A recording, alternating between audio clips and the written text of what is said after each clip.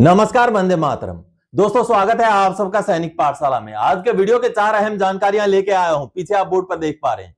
दोस्तों, जब डीएडीआर को 18 महीने के लिए फ्रीज किया गया था, जिसके लिए वित्त मंत्रालय ने आदेश निकाला था, और उस फ्रीज के बाद लगभग एक सिपाही की भी बात करें हम तो 15 से लेकर 17,000 के आसपास का जो बकाया सरकार ने रोक लिया था।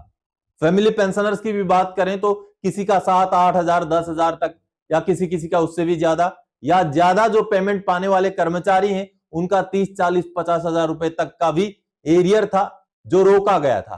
तो जिस समय में इसको रोकते हुए आदेश निकाला गया था वित्त मंत्रालय की तरफ से, तब उस आदेश में आगे इसको कब से बहाल करने की बात कही गई थी, या आगे अगर इसका एरियर का भुगतान होगा तो कब तक किया जाएगा, ऐसी बात की गई थी। आगे आपको मैं उस आदेश को दिखाऊंगा आज दोस्तों, क्योंकि 18 महीने के डीएडीआर को लेकर के जो आदेश वित्त मंत्रालय ने निकाला था, उसी आदेश को देखने से हमें बहुत सारी चीजें क्लियर हो सकती हैं। जी हां, इसके साथ ही साथ दोस्तों, 8वां पे कमीशन में जब फैमिली यूनिट 3 से बढ़कर के 5 हो जाएगा तो उसका प्रैक्टिकली क्या फायदा हमें मिलेगा, उसका एक आपको बकायदा कैलकुलेशन समझाऊंगा। इसके जरिए मैं पूरा कैलकुलेशन आपको समझाऊंगा। इसको समझना जरूरी है कि आखिर फैमिली यूनिट 5 बना करके कैसे 3.833 का फिटमेंट फैक्टर मांगा गया है। इसके साथ ही साथ दोस्तों, स्पर्श की तरफ से एक पेंशनर्स को 47 सालों के बाद, जी हां 47 सालों के बाद एरियर का भुगतान किया गया है, और वो भी एरियर पेंशनर को मिलने वाला एरियर जिनकी मृत्यु 2006 में हो चुकी है, लेकिन फैमिली पेंशनर को इसका भुगतान 2026 में हुआ है। पेंशनर जागरूक हो रहे हैं, आप भी जागरूक बनिए। यह जानकारी भी अहम है आप सभी के लिए, हम सभी के लिए। चलिए, इसके साथ ही साथ दोस्तों, रिकवरी बिल्कुल भी आपके पेंशन से नहीं हो सकता। 2 टूक कोर्ट्स का आदेश है। इसी बात को फिर से प्रूव करते हुए माननीय कोर्ट ने फैसला सुनाया है, वो भी आगे आपको दिखाऊंगा। तो चलिए आगे बढ़ेंगे दोस्तों। सबसे पहली जानकारी, जैसे आप देख पा रहे हैं, शाबाश, स्पर्श में 47 साल बाद डिसेबिलिटी पेंशन का भुगतान पेंशनर के मृत्यु के बाद भी हुआ। जी हां, 1979 से लेकर के 2006 तक का एरियर बन रहा था, जो नहीं दिया गया था पेंशनर को। 2006 में उनकी मृत्यु हो गई, क्योंकि मृत्यु होने के बाद फैमिली पेंशन में डिसेबिलिटी एलिमेंट नहीं मिलता है। तो उनका 1979 से लेकर के 2006 उनकी मृत्यु होने तक का एरियर जो बन रहा था डिसेबिलिटी एलिमेंट का, उसका भुगतान 2026 में हुआ है दोस्तों। कितनी बड़ी बात है। अब इसके ऊपर उनको ब्याज भी मिलना चाहिए। चलिए डॉक्यूमेंट देखते हैं दोस्तों। ये जो सामने आप स्पीकिंग ऑर्डर देख पा रहे हैं, जो पीसीडीए यानी कि principal controller of defence account Prayagraj द्वारा जारी किया गया है, और ये जो स्पीकिंग ऑर्डर है दोस्तों, ये पेंशनर की सही जानकारी और सटीक जानकारी से इम्पॉसिबल काम को पॉसिबल कराने वाला एग्जाम्पल को दर्शाता है। जी हाँ दोस्तों, एक ऐसे पेंशनर जो 1979 में रिटायर हो गए थे, जिनकी मृत्यु 2006 में हो गई, लेकिन अब जाकर के 2026 में उनके फैमिली को, उनके बच्चों को 1979 से लेकर 2006 तक का डिसेबिलिटी एलिमेंट का पैसा मिल जाता है। कितनी बड़ी बात है दोस्तों। 47 साल पहले का केस जो सीपी ग्राम्स के ग्रीवेंस के थ्रू से, शिकायत के थ्रू से अब सॉल्व हो जाता है। बड़ी बात है। आप देखिए, where is the applicant Shrimati S Juveda, बीवा widow of ex recruit Syed Abdul Gafoor, army number so and so, has submitted an appeal bearing number so and so dated 26 August 2025 against online reply dated 20 August 2025 furnished by the this office in respect of CP GRAMS grievance number so and so. अब देखिए यहां पर LTA arrear, या देखिए regarding non payment of LTA arrears of disability pension for the period from 9 September 1979 to 2 March 2006 till death of service pensioner। देखिए disability element, disability का जो फायदा उनको मिलना था 1979 से लेकर के 2006 तक का, जो पेंशनर नहीं ले पाए, अब फैमिली पेंशनर को कैसे भुगतान हो गया उसकी जानकारी आप देख पा रहे। देखिए, and where is upon examination of the grievance it is found that EPPO number 2012 has been notified for disability pension in respect of late recruit Syed Abdul Ghaffur for the period from 1979 to 2 March 2006 up to the date of death of ex serviceman pensioner।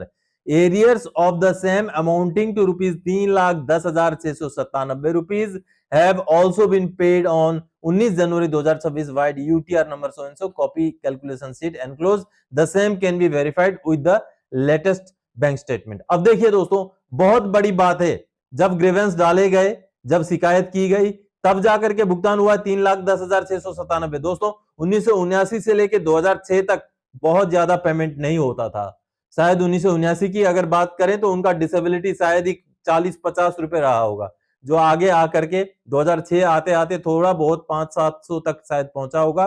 तो उसका पूरा जोड़ देखिए 3,10,697 रुपए जो pensioner को भुगतान हो चुका है, आप इस लेटर के जरिए, स्पीकिंग ऑर्डर के जरिए देख पा रहे हैं। तो बहुत पुराना केस है, एक ऐसा संघर्ष जो पेंशनर के गुजर जाने के बाद भी फैमिली पेंशनर और उनके बच्चों ने किया और जीत हासिल की। अब इस केस को लेकर के अब ये जो पीरियड इनको डिले से दिया गया, अब इनको इसका इंटरेस्ट दिलाने को लेकर के अभी केस चल रहा है। सैनिक पाठशाला के साथ जुड़े हुए हैं ये पेंशनर के बच्चे, तो उनको गाइड किया जा रहा है निरंतर कि कैसे उन्होंने इस अमाउंट के ऊपर दोस्तों इंटरेस्ट यानी कि ब्याज हासिल करें। ये मन को सुकून देने वाली एक ऐसी जानकारी है जो कहीं ना कहीं बहुत सारे पेंशनर्स को मोटिवेट करेगी। चलिए अब अगली जानकारी दोस्तों, अगर रिकवरी हुआ तो वो आपको वापस मिलेगा, ये आपका अधिकार है। जी हां, कोर्ट्स का दो टूक है। माननीय कोर्ट में जब रिकवरी का मुद्दा जाता है तो दो टूक माननीय कोर्ट पेंशनर के फेवर में ही जजमेंट देते हैं, क्योंकि सुप्रीम कोर्ट का कहना है कि रिकवरी इलीगल है, पेंशनर से रिकवरी नहीं किया जा सकता, सीओडी ग्रुप के पेंशनर से। चलिए जजमेंट का एक कॉपी देखते हैं दोस्तों। मान्य एफटी लखनऊ बेंच का 7 मई 2026 का यह आदेश का कॉपी है जो पेंशनर के फेवर में आया है और मान्य कोर्ट ने कहीं ना कहीं एक बार फिर से रिकवरी को इलीगल ठहराया है। जी हां, अब देखिए ये जो पेंशनर थे ये 1984 में एयरफोर्स में भर्ती हुए थे, फिर 2022 में 38 साल सर्विस करके रिटायर हो गए, लेकिन रिटायरमेंट के समय पर उनके एफएसए से 2,30,532 रुपए काट लिए गए, रिकवर कर लिए गए और उसका रीजन ये बताया गया कि छठे पे कमीशन में गलत ऑप्शन की वजह से उनको ओवर पेमेंट हो गया था, एक्सेस पेमेंट हो गया था। लेकिन इसको लेकर जब शिकायत डाली गई तो सुनवाई नहीं हुई, लेकिन माननीय कोर्ट ने सुप्रीम कोर्ट का जो एक जजमेंट है state of Punjab versus Rafiq Masih का जो जजमेंट है, उसी जजमेंट का हवाला देते हुए, उसी का रेफरेंस देते हुए रेस्पोंडेंट्स की एक नहीं सुनी और पेंशनर के फेवर में जजमेंट सुना दिया। और जो भी पैसा काटा गया देखिए, in view of the above original application and is hereby partly allowed, the respondents are directed to refund the amount to tune of rupees 2,30,532 to the applicant, which has been deducted from the FSA of the applicant within a period of 3 months from the date of receipt of certified copy of this order. In default, the applicant shall be entitled to interest 6% per annum. तो देखिए मान्य court का साफ रवैया है, recovery को लेकर के पेंशनर के फेवर में ही जजमेंट आता है, क्योंकि सुप्रीम कोर्ट का जजमेंट का जो है हवाला दे करके मान्य कोर्ट्स में जजमेंट दिया जाता है। आपका भी अगर रिकवरी का मसला है, पैसा रिकवर हो चुका है या चल रहा है, तो ऐसे में आपका अगर किसी और माध्यम से काम ना बने तो माननीय एफटी के जरिए आप न्याय पा सकते हैं। चलिए अब अगली जानकारी दोस्तों, 8 सीपीसी में फैमिली यूनिट 3 से 5 होने का फायदा समझिए। जी हां, पे पेंशन में ऐसे होगी बढ़ोतरी, और क्या क्या बढ़ोतरी होगी? मिनिमम बेसिक में इजाफा हो जाएगा, फिटमेंट फैक्टर बढ़ जाएगा, साथ ही साथ पे मैट्रिक्स में भारी बदलाव होगा। जी हां, इसीलिए फैमिली यूनिट को 3 से बढ़ा करके 5 की मांग की गई है। तो ऐसे में अब ये 3 और 5 से किस तरीके से बदलाव होगा उसका एक लाइव कैलकुलेशन आपको समझा देता हूं मैं, पे कमीशन पिछले पे कमीशन के साथ कंपेयर करके। चलिए अब देखिए फैमिली यूनिट 3 से 5 बढ़ोतरी का असर कैसे होगा। 7वें पे कमीशन का मैं दिखा रहा हूं। मिनिमम बेसिक 7वें पे कमीशन से पहले यानी छठे पे कमीशन में 7,000 था। ये मैं जो है मिनिमम बेसिक की बात कर रहा हूं, बेसिक पे की बात कर रहा हूं। चलिए 7,000 था, जो 7वें पे कमीशन में कितना हो गया? 18,000 हो गया। तो ये जो बढ़ोतरी हुई, फिटमेंट फैक्टर 2.57 मिला था, आपको पता है। तो 2.57 को जब 7,000 से गुणा किया गया, मिनिमम बेसिक को गुणा किया गया, तो वो बन रहा था 17,990। तो इसी को राउंड ऑफ करके 18,000 कर दिया गया 7 सीपीसी में। ठीक है, यहां तक आप समझ गए। अब चलिए आगे 3 फैमिली यूनिट के हिसाब से दिया गया था। ये जो भी बढ़ोतरी, जो भी फिटमेंट फैक्टर दिया गया, सब कुछ फैमिली यूनिट 3 लेकर के 7वें पे कमीशन में कैलकुलेट किया गया था। कमाने वाला जो कर्मचारी हैं उनको 1 यूनिट माना गया, उनकी वाइफ को या स्पाउस को 0.8 माना गया और 2 बच्चों को लिया गया 0.6 यानी कि 1.2, 0.8 और 1 मिलाकर के 3 फैमिली यूनिट लिया गया। अब मांग है माता पिता को इंक्लूड करने की, जिससे फैमिली यूनिट में 5 तक का इजाफा हो जाएगा। तो चलिए अब 3 फैमिली यूनिट को लेकर के ये कैलकुलेशन किया गया था। तो 3 फैमिली यूनिट का मिनिमम बेसिक कितना बना था? 18,000 7वें पे कमीशन में। अब इसको अगर हम एक फैमिली यूनिट में कन्वर्ट कर दें तो इसको डिवाइडेड बाय 3 होगा, क्योंकि ये 3 फैमिली यूनिट से है तो 6,000 का हो गया एक फैमिली यूनिट। और उसी हिसाब से अगर 7वें पे कमीशन में 3 के बजाय 5 फैमिली यूनिट होता तो कितना होता मिनिमम बेसिक? इंटू 5 यानी कि 30,000। देख लीजिए, अगर यही फैमिली यूनिट का कंसिडरेशन 3 के बजाय 5 7वें पे कमीशन में अगर हो गया होता तो ये होता बदलाव, ये होता डिफरेंस 18,000 और 30,000। देख लीजिए, तो 18,000 और 30,000 का डिफरेंस आपने देखा। और अगर हम नया फिटमेंट फैक्टर की बात करें, अगर नया फिटमेंट फैक्टर यानी कि 7,000 को 30,000 पहुंचाने के लिए 7वें पे कमीशन में फिर फिटमेंट फैक्टर देना पड़ता 4.29। जी हां, जब 7,000 में 4.29 फिटमेंट फैक्टर मिलता तभी जाकर के ये 30,000 पहुंच पाता। तो 7वें पे कमीशन में अगर 3 के बजाय 5 फैमिली यूनिट होता तो फिटमेंट फैक्टर होता 4.29 2.57 के बजाय, और मिनिमम बेसिक होता 30,000 18,000 के बजाय। तो फैमिली यूनिट का आपने इंपॉर्टेंस अभी देख लिया। अब चलिए 8वें पे कमीशन में मिनिमम बेसिक 7वें पे कमीशन का अभी 18,000 है। चलिए अब जो 8वें पे कमीशन के लिए जो मांग की गई है जेसीएम की तरफ से 69,000 रुपए मिनिमम बेसिक की मांग की गई है। ठीक है, तो 3.833 फिटमेंट फैक्टर मांगा गया है और 18,000 को जब हम 3.833 फिटमेंट फैक्टर करते हैं तो यह बनता है 68,994 रुपए। तो 68,994 रुपए को राउंड फिगर करके 69,000 रुपए मिनिमम बेसिक मांगा गया है। और ये कितने फैमिली यूनिट के हिसाब से मांगा गया? 5 फैमिली यूनिट के हिसाब से। तो ये जो है 5 फैमिली यूनिट के हिसाब से 69,000 रुपए मांगा गया है। तो इसको अगर एक फैमिली यूनिट में हम कन्वर्ट कर देते हैं तो ये बनता है 13,800। ठीक है, और यही अगर हम इसी को अगर हम 3 फैमिली यूनिट के हिसाब से अगर हिसाब किताब करते हैं तो 41,400 रुपए बन जाता है। 41,400 बन जाता है। तो देख लीजिए, इसी में भी अगर 8वें पे कमीशन में जो मांग की गई है उसको अगर 3 फैमिली यूनिट के हिसाब से मांग किया गया होता तो 69,000 जो मिनिमम मांगा गया वो 41,400 में आ जाता।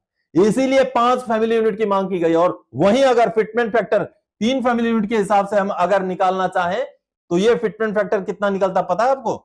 2.29 या 2.30 के आसपास निकलता। तो जो फिटमेंट फैक्टर अभी 3.833 की मांग की गई है 5 फैमिली यूनिट को लेकर के, उसी को अगर हम 3 फैमिली यूनिट के हिसाब से ही हिसाब किताब करते रहते तो फिटमेंट फैक्टर भी डाउन हो जाता, मिनिमम बेसिक भी डाउन हो जाता। हालांकि ये सभी की सभी अभी मांगे हैं दोस्तों, अभी पे कमीशन ने इसको कंसिडर किया नहीं है, मांगे हैं, लेकिन कम से कम जस्टिफाइड तरीके से 5 फैमिली यूनिट की मांग जो है किस तरीके से 8वें पे कमीशन में फायदा दिला सकता है उसी को मैंने अभी आप सबको समझाया। चलिए अब आखिरी जानकारी की ओर आगे बढ़ते दोस्तों। 18 महीने का डीए एरियर का सटीक स्टेटस का खुलासा। जी हां दोस्तों, 18 महीने का जब डीएडीआर को रोका गया था, जब आदेश निकाला गया था, तो उस समय में जो लेटर जारी किया गया था 23 अप्रैल 2020 को, जी हां 23 अप्रैल 2020 को जो लेटर जारी किया गया था, उसी लेटर में लिख दिया गया था कि इसका आगे बहाली कब होगा, जो 18 महीना रोका गया उसका एरियर मिलेगा कि नहीं मिलेगा, सभी चीज उसमें क्लियर थी। चलिए हम उसी लेटर को देख लेते हैं दोस्तों। भारत सरकार के वित्त मंत्रालय का डिपार्टमेंट ऑफ एक्सपेंडिचर की तरफ से निकाला गया ये वही लेटर है 23 अप्रैल 2020 का, जिस लेटर को निकाल करके 18 महीने के लिए डीए और डीआर को फ्रीज किया गया था। देखिए आप देख पा रहे हैं, freezing of dearness allowance to central government employees and dearness relief to central government pensioners at current rates till July 2021। यानी कि अप्रैल 2020 में जो भी रेट था उसी रेट में उसको फ्रीज किया गया और जुलाई 2021 तक के लिए उसको फ्रीज रखा गया, जो आगे जुलाई 2021 में खोला गया था। तो जो ये 18 महीने के दौरान डीए फ्रीज हुआ था, इसका पूरा डिस्क्रिप्शन यहां दिया गया है। देखिए, पहले जो है जनवरी 2020 से लेकर जून 2020 तक का फ्रीज हुआ, फिर जुलाई 2020 से दिसंबर 2020 तक का फ्रीज हुआ, फिर जनवरी 2021 से जून 2021 तक का फ्रीज हो गया। अब देखिए, इस फ्रीज किए जाने के दौरान जो आदेश निकाला गया था, उस आदेश में एक अहम महत्वपूर्ण बात है और वो 2 नंबर पैराग्राफ का ये आखिरी लाइन में आपको दिखेगा। यहां पर देखिए, no arrears for the period from January 2020 to 30 June 2021 shall be paid. यानी कि जब आदेश निकाला गया था डीएडीआर को फ्रीज करने का 23 अप्रैल 2020 में, उसी समय में साफ लहजों में लिखित में यह लिख दिया गया था कि एरियर नहीं मिलेगा इस पीरियड का। तो कहीं ना कहीं, लेकिन उसके बाद कई सारे कर्मचारी संस्थाओं ने इसकी मांग की है और संसद में भी सवाल उठे हैं। इसीलिए ये मांग तो जारी है, लेकिन कहीं ना कहीं सरकार की तरफ से जब फ्रीज किया गया था तभी बोल दिया गया था कि इसका एरियर नहीं मिल पाएगा। आप ये हिंदी में भी देखिए, 1 जनवरी 2020 से 30 जून 2021 तक की अवधि का कोई बकाया नहीं दिया जाएगा। तो कहीं ना कहीं सरकार अपने इसी स्टैंड पर आज भी खड़ी है। अब आने वाला समय अगर कहीं कोर्ट में केस हो जाए, सुप्रीम कोर्ट में, या कहीं इलेक्शंस के चक्कर में कुछ फेरबदल होकर के सरकार दे दे, लेटर क्लियर करता है कि एरियर का भुगतान बाद में नहीं होगा और साथ ही साथ लेटर यह भी क्लियर करता है कि 18 महीने के लिए रोका गया था। तो कहीं ना कहीं ठीक है, मांग है, मांग अभी भी है। इवन 8वें पे कमीशन में भी मांग की गई है। कर्मचारी संस्थान, बड़े बड़े संस्थाएं जब सरकार के साथ टेबल में बैठती हैं तो इसका जिक्र जरूर करती हैं, लेकिन सरकार का स्टैंड हमेशा यही रहा है कि अभी नहीं देंगे।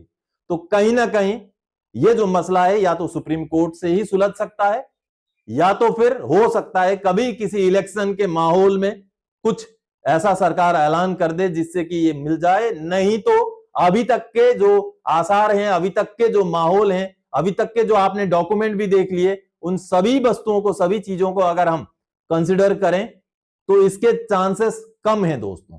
इसलिए हकीकत से आप रूबरू रहिएगा। बेशक आपको कोई कुछ भी बोले, सोशल मीडिया में मिलने लग गया, अगले महीने मिलेगा, 2 दिन बाद मिलेगा, 4 किस्तों में मिलेगा, कुछ भी जानकारी आए, लेकिन जब भी ऐसी जानकारियां आती हैं तो आप अपने जहन में 23 अप्रैल 2020 वाला वित्त मंत्रालय का उस लेटर को जरूर डालिएगा, क्योंकि वो लेटर उसी समय में क्लैरिफाई करता था कि बाद में इसका एरियर नहीं मिलेगा। अब आगे तो समय बताएगा दोस्तों, समय बहुत बलवान होता है, इसीलिए इसको लेकर के भ्रामक खबरों की ओर ना जाएं। सही और सटीक जानकारी जो आज मैंने दी है वही है। तो दोस्तों, आज के इस वीडियो में इन्हीं जानकारियों के साथ आया था। आने वाले समय में और कोई जानकारीदायक, आपसे सरोकार रखने वाला विषय लेके मैं फिर से हाजिर हो जाऊंगा। तब तक के लिए जय हिंद दोस्तों।